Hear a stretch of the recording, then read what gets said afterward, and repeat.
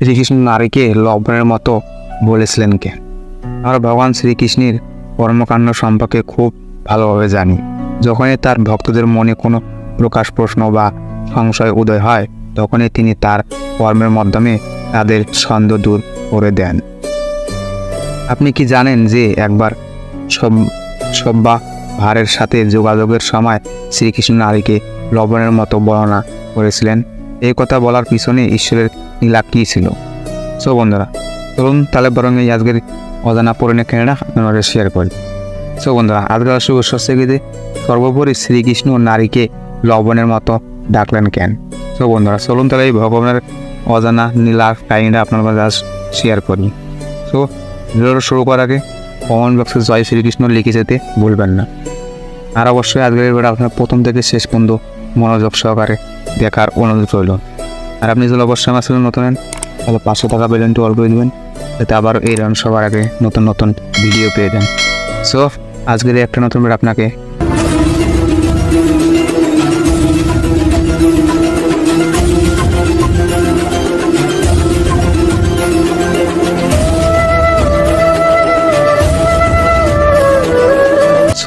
আজকে আপনাকে নমস্কার জানিয়ে আজকের আলোচ্য বিষয়টা শুরু করতেছি। প্রথমে আসা যাক, শ্রীকৃষ্ণ নারীকে লবণের মতো বলেছিলেন কেন? সত্যভামা ভগবান শ্রীকৃষ্ণের 8 স্ত্রীর মধ্যে সবচেয়ে সুন্দরী ছিলেন এবং তিনি এই সত্যটি নিয়ে খুব গর্বিত ছিলেন। শ্রীকৃষ্ণ তার বেশিরভাগ সময় সত্যভামার সাথে কাটাতেন। একদিন সত্যভামা তার সৌন্দর্যের গর্ব করে শ্রীকৃষ্ণকে বললেন, হে ভগবান, আপনি কি পছন্দ করেন, কি হবে আমি? নীলাধর শ্রীকৃষ্ণ মধু হাসতে লাগলেন।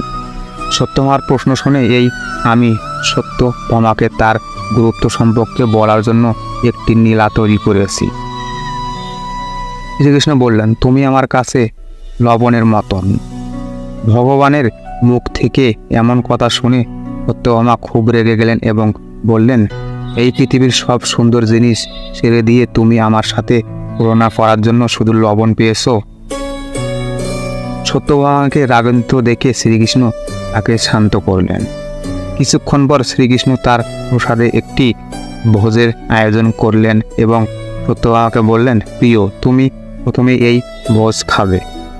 স্বামীর আদেশ মেনে সত্যভামা ভোজ গ্রহণের জন্য সিংহাসনে বসেন। ভোজন সবাই বিভিন্ন ধরনের খাবার পরিবেশন করা হয়। সত্যভামা যখন প্রথম থালাটি হাত গ্রহণ করেছিলেন তখন তিনি হতবাক হয়েছিলেন, কারণ এতে লবণ ছিল না। তারপর যে দ্বিতীয় থালাটি স্বাদ নিল এবং তাতে লবণ না থাকায় সে রেগে লাল হয়ে গেল এবং চিৎকার করে বলল, আজ এই থালা কে তৈরি করেছে? সত্যভামাকে রাগ দেখে শ্রীকৃষ্ণ ছুটে এসে বললেন, কি হয়েছে প্রিয়, তুমি এত রাগ করছো কেন? সত্যভামা শ্রীকৃষ্ণকে বললেন, আপনি এত বড় ভোজ আয়োজন করেছেন কিন্তু বাবু সে খাবারের নুন যোগ করেননি, কারণ তাদের স্বাদ নষ্ট হয়ে গেছে। তো বন্ধুরা, এবার আসি লবণ ছাড়া থালা মানে কি? ভগবান লীলার স্রষ্টা ও এই লীলাও ভগবানের সৃষ্টি। সব জেনেও ভগবান শ্রীকৃষ্ণ নির্দোষভাবে বললেন, প্রিয়, বসনে লবণ না থাকলে কি হতো? আপনি এই থালা বাসন এইভাবে খেতেন? ভগবানের মুখ থেকে এমন কথা শুনে সত্যভামা আরও রেগে গেলেন।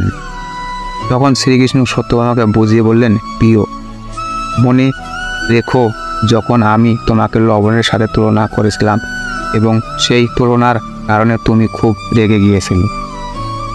লবণ ছাড়া যেমন খাবার আঁকেজ, তেমনই নারী ছাড়া সংসারের সব কাজ শেষ করা যায় না। লবণের মতো নারী তার নিজের অস্তিত্বকে ধ্বংস করতে তার আচার আচরণ ও ভালোবাসা দিয়ে সংসারকে আজীবন বেঁচে রাখে।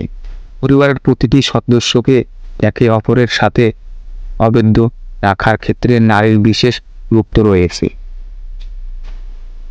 নারী পরিবারকে উন্নত করে এবং তার সম্মান ও অতিথিয়তা সবাইকে খুশি রাখে।